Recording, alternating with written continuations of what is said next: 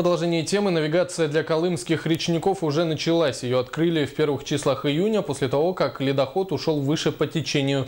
Каждый день на предприятии идет погрузка судов, в основном каменным углем, для потребителей Верхнеколымского района и Магаданской области, рассказывает Наталья Ломанова.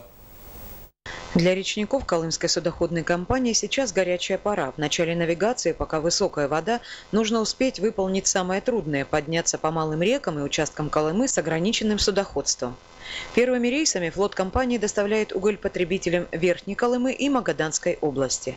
Только что пока загрузились каменным углем на Нижнесемчан, загрузка 400 тонн для потребителей Нижнесемчана, для ЖКХ. Пока вода большая, работаем. Вывозим уголь.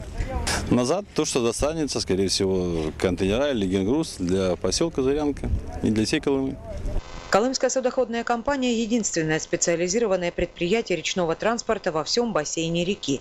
Речные суда доставляют уголь, генеральные и коммерческие грузы для 3 колымских районов – Устьянского и Абыйского улусов, в Магаданскую область и Чукотский автономный округ.